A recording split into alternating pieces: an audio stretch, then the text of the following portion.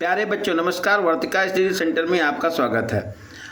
आप जुड़ चुके हैं राकेश कुमार के साथ। आपका आज का सेशन आप लोगों के बहुत ही महत्वपूर्ण होने वाला है, क्योंकि इसमें बहुत ही इम्पॉर्टेंट टॉपिक कक्षा 12 भौतिक विज्ञान में गॉस की प्रमेय के विषय में पढ़ने वाले हैं। तो देखिए, शुरुआत करते हैं।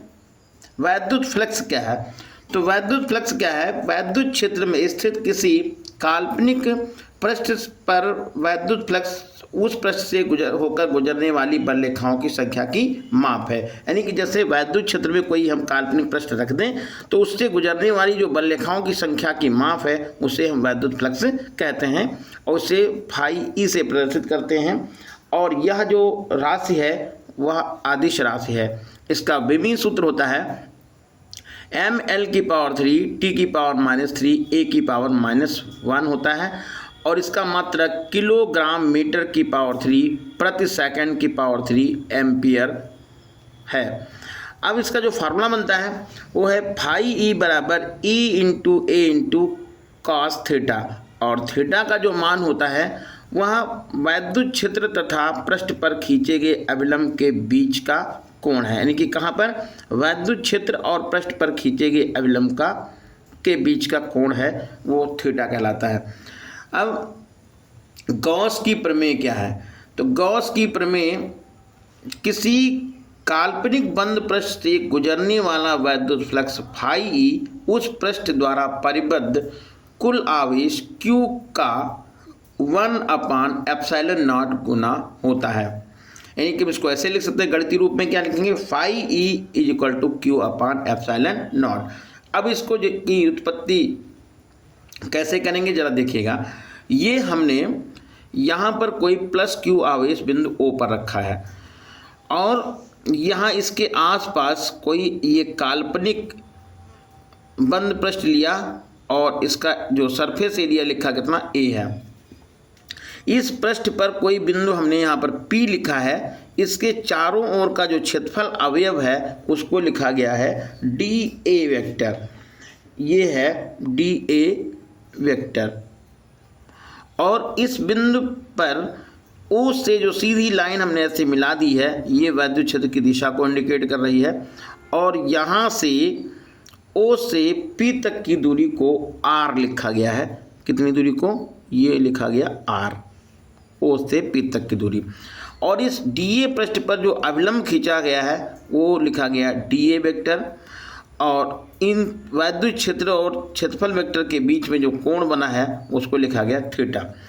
अब ये देखा गया कि यहाँ पर जो क्षेत्रफल अवयव ये DA है, इसके द्वारा इस बिंदु O पर अंतरित घन कोण को लिखा गया dω।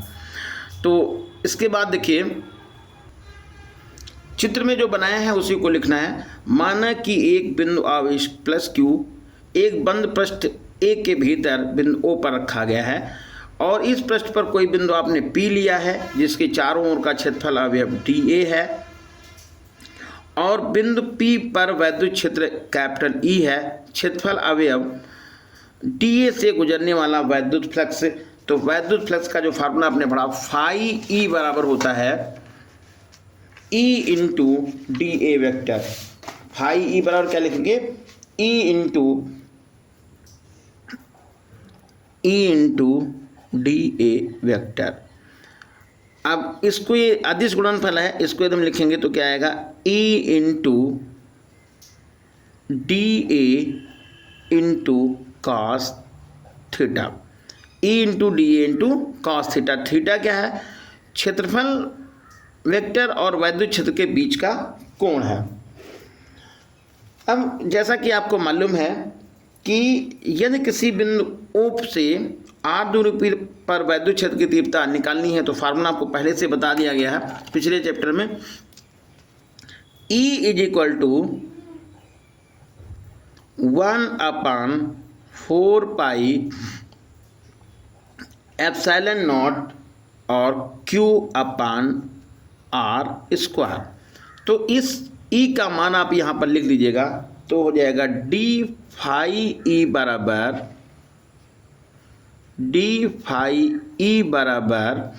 1/4πε0 Q/R²। आर स्क्वायर और ये लिखेंगे डी ए कॉस थीटा।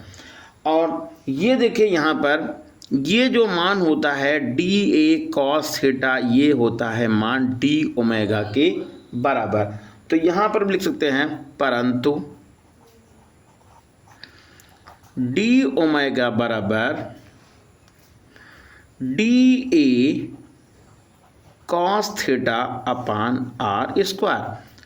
इसलिए क्षेत्रफल अवयव से गुजरने वाला वैद्युत फ्लक्स क्या हो जाएगा, डी फाई ई बराबर 1/4 पाई एप्सिलॉन नॉट क्यू और ये हो जाएगा डी ओमेगा। संपूर्ण, इसलिए संपूर्ण पृष्ठ ए से, इसलिए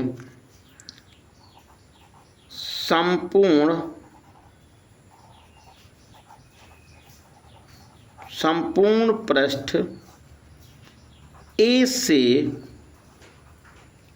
गुजरने वाला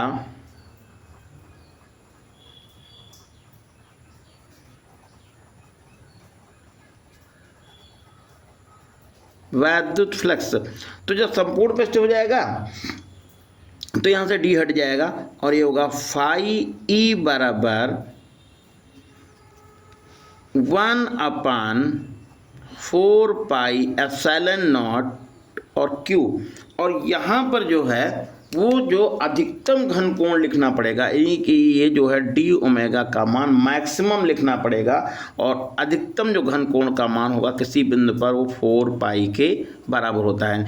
ये यहाँ पे कह सकते हैं किसी बिंदु पर अधिकतम घन कोण, किसी बिंदु पर अधिकतम घन कोण 4 पाई होता है। अधिकतम घन कोण कितना हो गया, 4 पाई होगा, तो आप यहाँ पर 4 पाई लिख देंगे। 4 पाई से 4 पाई तो कट गया। अब ये आपको मालूम हो गया फाई ई बराबर Q upon epsilon naught. Phi E बराबर क्यू अपान एप्सिलॉन नॉट। ये गॉस की प्रमेय आपको यहाँ पर सिद्ध कर दी गई है। अब यहाँ पर देखिए, यदि ये लिख सकते हैं यही गॉस की प्रमेय है। अब इन केस मान लीजिए इसके भीतर, इस गॉसियन पृष्ठ के भीतर जो हम यहाँ पर बनाए थे भी, उसमें यदि एक से ज़्यादा आवेश स्थित हैं और कहीं कोई प्लस है फिर माइनस है, तो इनका सबका टोटल योग यहाँ पर हम लिखेंगे।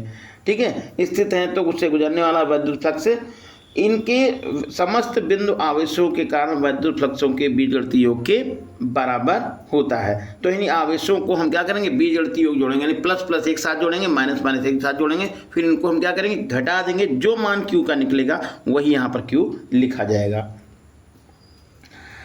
अब अगला देखिए, गॉस की प्रमेय के अनुप्रयोग क्या हैं।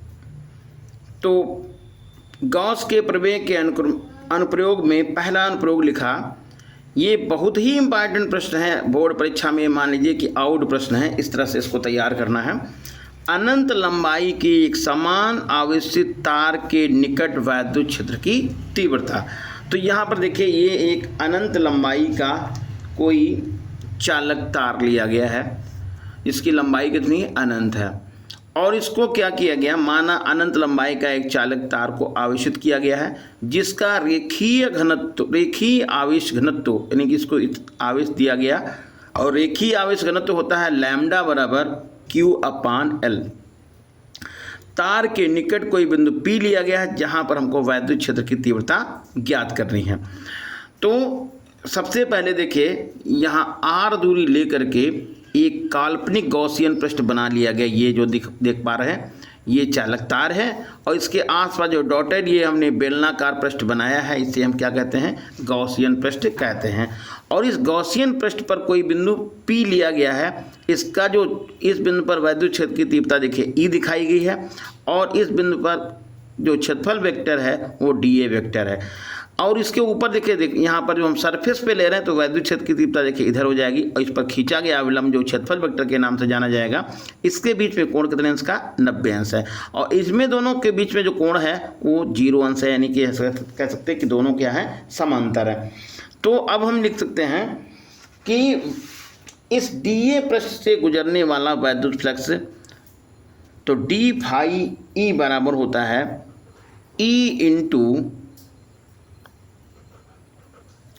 DA vector. और इसको क्या लिखेंगे, यही बराबर में आगे लिख दीजिएगा E into DA into cos theta. और कॉस थीटा यहाँ पर थीटा की वैल्यू कितनी लिख देंगे, थीटा की वैल्यू अभी हमने बताया कि 0 लिखेंगे क्योंकि दोनों समांतर हैं। तो ये हो जाएगा d फाई E बराबर होगा E into DA, E into DA। अब पूरे बेलनाकार पृष्ठ के कारण यहाँ पर पूरे गॉसियन पृष्ठ से गुजरने वाला वैद्युत फ्लक्स, तो ये हो जाएगा E इंटू DA का सरफेस इंटीग्रेशन। तो ये आएगा यहाँ पर लिखेंगे E इंटू फाई E बराबर हो जाएगा, ये सरफेस इंटीग्रेशन लिख दिया, और E इंटू A और लिखेंगे यहाँ पर E इंटू A हो गया। अब E यहाँ पर कांस्टेंट है तो इसको बाहर कर लीजिए, तो ये हो जाएगा आगे फाई E बराबर आएगा, E हमने अलग कर लिया और ये लिख लिया इंटीग्रेशन A। अब टोटल यहाँ पर जो मान क्षेत्रफल का आएगा वो कितना आ जाएगा, 4 पाई RL, क्योंकि वक्रपृष्ठ बेलन का होता है, बेलन का वक्र होता है पाई RL, पाई RL वक्रपृष्ठ होता है, इसको हम A बराबर पाई RL लिख देंगे। तो क्योंकि ये पृष्ठ पर E नियत है इसलिए यहाँ पर ये कितना आएगा, 2 पाई RL, पृष्ठ का क्षेत्रफल कितना होगा, 2 पाई RL। तो फाई E बराबर हो जाएगा E इंटू 2 पाई RL, क्या लिखेंगे, E इंटू 2 पाई RL।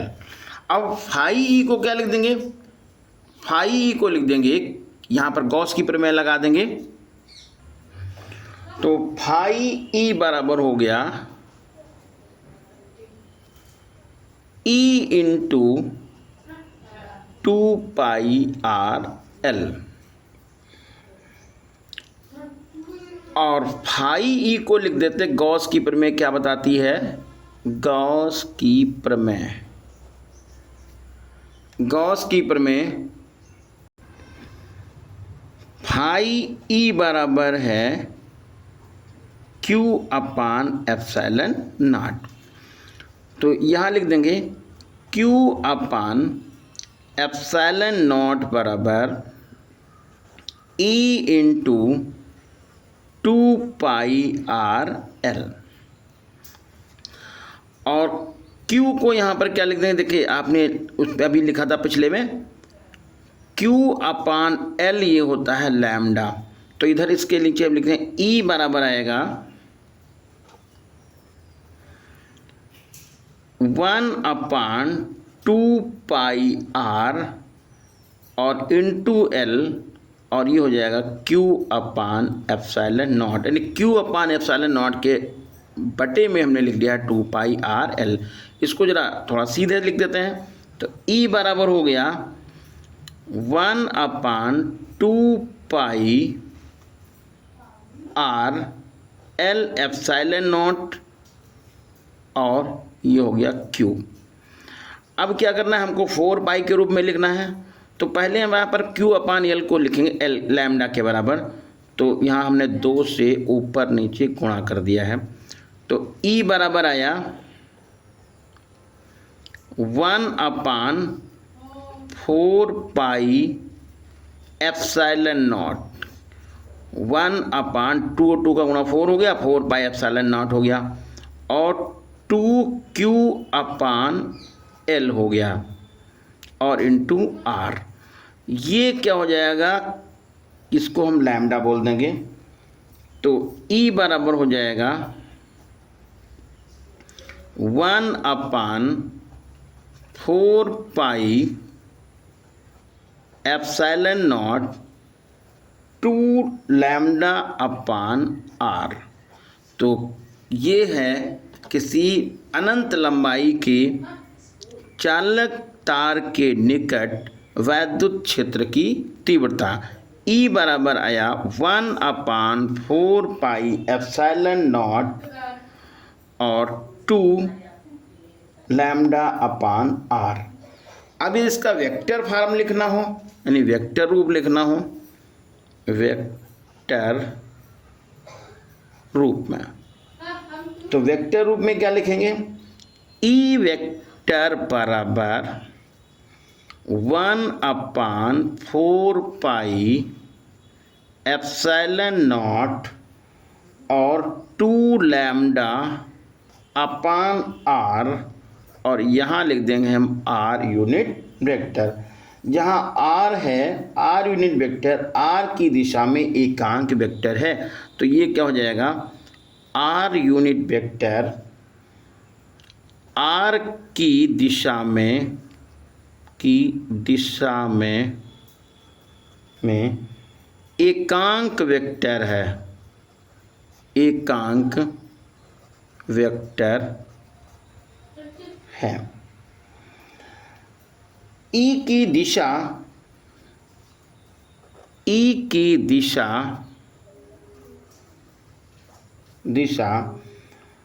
त्रिज्यतः बाहर की ओर होगी, यानी कि त्रिज्या की ओर बाहर की ओर होगी। तो ये था आज का सेशन। उम्मीद है आपकी समझ में आया होगा। धन्यवाद।